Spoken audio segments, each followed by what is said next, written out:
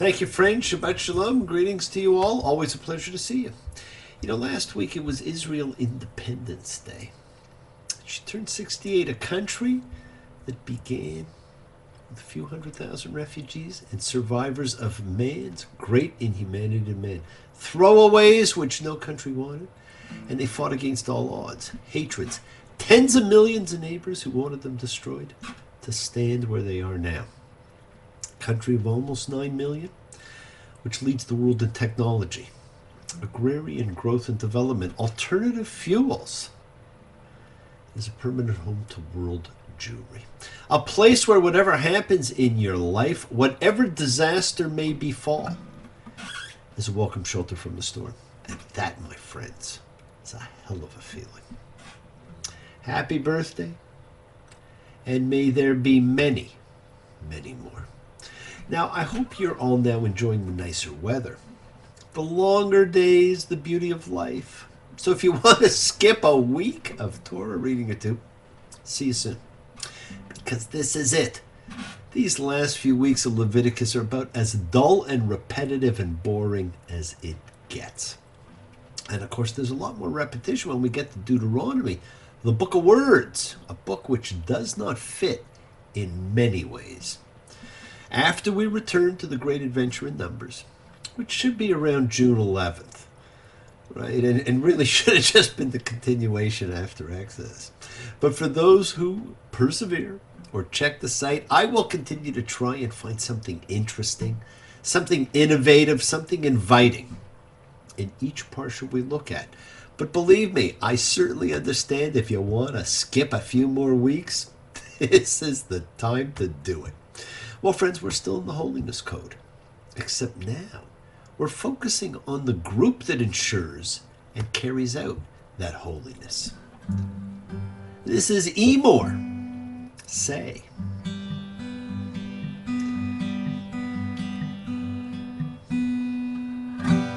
Say you. Say me.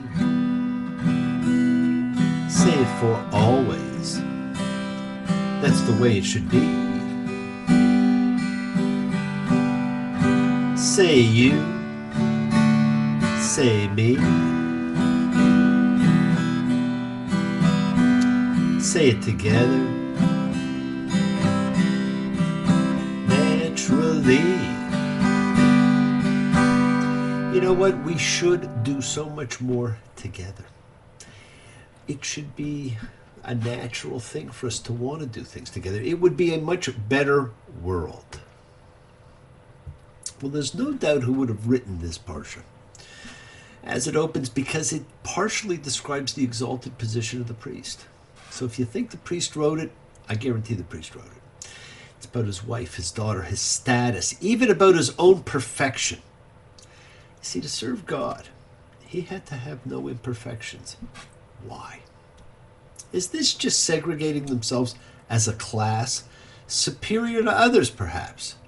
Or is it because they, like the animal sacrifices, had to have no imperfections to be worthy of God, who some think may have strayed past the all are his to only special people are his?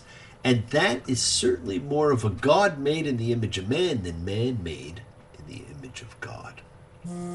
It's kind of like Animal Farm, where all animals are equal, but some are more equal. Here, all men are holy, but some are more holy. Now, even though it appears that way, that's really not the case. Although you can make a case for anything. It's not that priests are better. They simply serve a special role, and that role requires them to, like a good judge, rise to greater heights, not be swayed by personal opinion or bias, and help guide the people learning to live by God's laws. And that's what this is about. Make no mistake, we are being presented with a series of laws encompassing every aspect of life, because they are social, ritual, moral, ethical. See, priests are still holy in a singular way because of their role. The matter of degree between the people's holiness and the priest's holiness, now that's going to become an issue in the matter of Korah's rebellion in Numbers. So like I say, if you want to knock off the rest of Leviticus, knock off, but come back for Numbers, it's pretty good. Now the priest could still serve in minor capacities only if he were defective at all. It sounds terrible to call him defective, but Leviticus 21:23, he shall not come in by the curtain, nor shall he draw near to the altar, for there is a defect in him. And he shall not profane my sanctuaries, for I am the Lord who hallows you. Now, just as the animal offered in sacrifice must be unblemished, the officiant offering the sacrifice must too be without blemish, because he's a representative. Now, we've just celebrated the Festival of Freedom, and we read regarding the sacrifice made by the priest, and should a priest buy a person as the purchase of his silver, that person may eat of it, and he who is born in his household. So it's about what transpires with the priest in his household. And again, the purity of the priest is a contagion and spreads throughout his household, right? So that whoever he buys can eat of it, and his own family can eat of it. But notice that the ownership of others is part of the society. Slavery was different than we think of it. Maimonides could comment that a slave could have the mentality of a free man, while a free man could have the mentality of a slave, because freedom and what determines true slavery is about the fears that rule you. And this is about a priest and how a priest makes holy everything he touches, and that's why he needed to be without defect.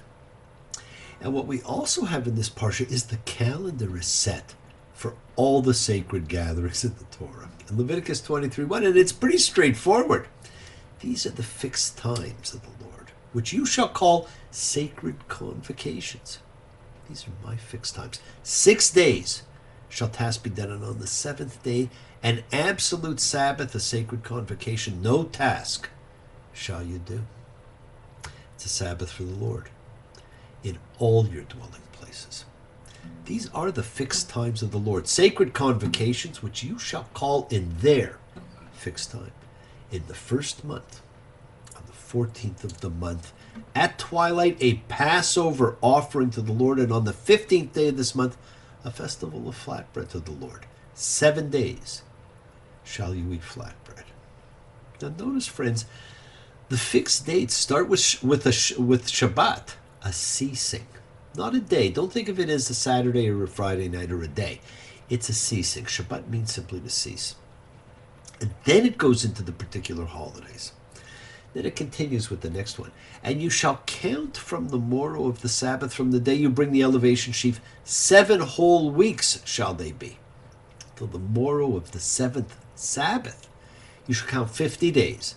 You shall bring forward a new grain offering to the Lord. And of course, the holiday of Shavuot is this 7-week later holiday, right? So we're given the Passover, the 7 days of flatbread, then 7 weeks later, this holiday that we now call Shavuot, which is basically 7, and then it goes on.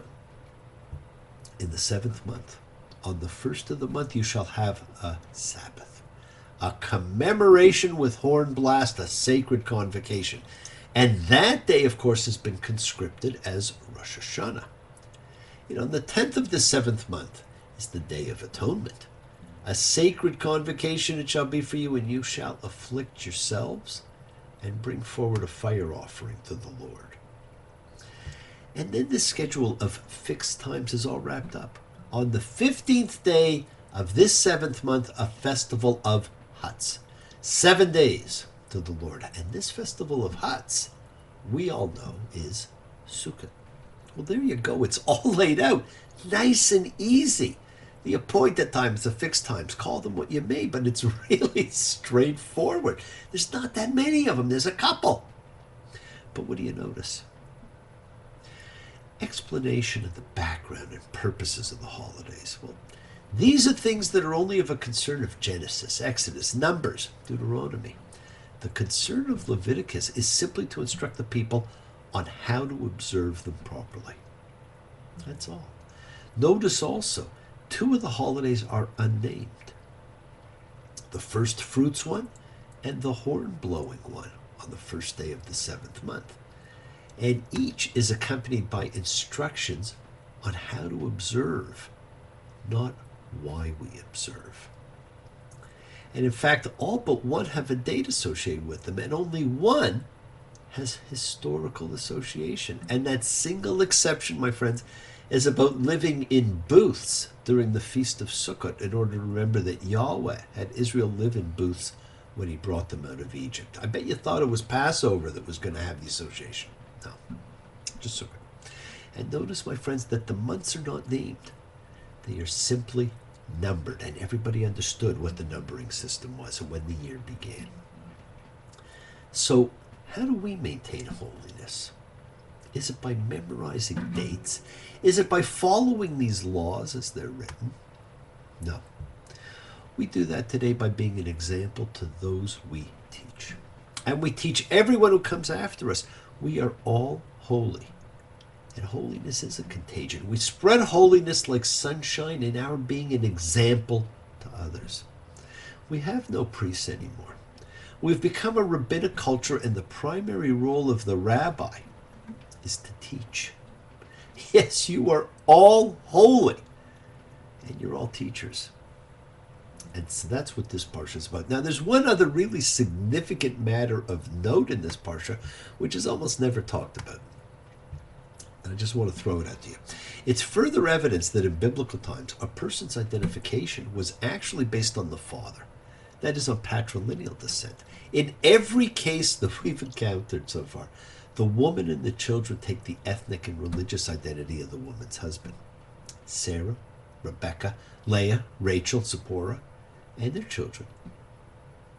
And all sons of Levite fathers are Levites, regardless of the tribal origins of the mothers. Likewise, all tribal identification is through the father.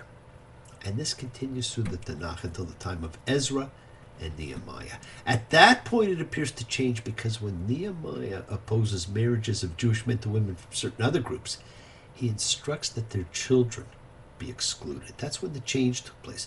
So in post-biblical Judaism, identification came to be based on the mother, which is our matrilineal descent. In the Torah, however, it follows the father in every case. And that we're made an example of in this little minor story that comes up in this parsha. Identification by patrilineal descent, in addition to matrilineal descent, not in place of it, is at present a matter of dispute among all the movements in Judaism. And it's so easy to miss here, but it's something that you should really think about. And there's been changes in it, and there will probably continue to be all kinds of changes in it. The world is sacred. So is everything in it. Express your gratitude, light a candle, make a wish, celebrate your life, the lives of those you love. Share your feelings with them, live free, be free, honor your freedom, be well, be happy, be blessed. Share and honor the light, and all who live in the light continue to shine. Continue to send everybody you know goodwill and love. Pray for peace and freedom for everyone, and end to terror and hatred. Remember, friends, we are a community. We learn together, we celebrate each other, we love each other. Men and women equally. We share this ride together. Let us send out love, not fear. Send out peace, harmony, good healing to all who need it. And we all do need it. And please do learn to forgive and learn to love. Open your hearts. Honor the relationships of your life. Tell those you love that you love them. There, you'll hear me say it a lot. Take advantage of the time you have together. Enjoy the journey. We take the twists and turns and the patterns that weave through the fabric of our lives in our efforts to grow, to learn, to be, to love. So please do love. Send healing, goodwill, and love to all who need it. The time to celebrate your holiness is now, is always. Now bless you all. Have a fantastic week, a week of love and light and peace and healing, and honor the people in your life. I think it's Memorial Day weekend coming up, and everybody's probably going to have a fantastic springtime. They say prayer has the power to heal. So pray for me, Mother. In the human heart, an evil spirit can dwell. I'm trying to love my neighbor and do good unto others. But oh, Mother, things ain't going well. Ain't talking, just walking. through this weary world of woe. Heart burning, still yearning. No one on earth would ever know. Keep talking, my friends. Don't stop talking ever.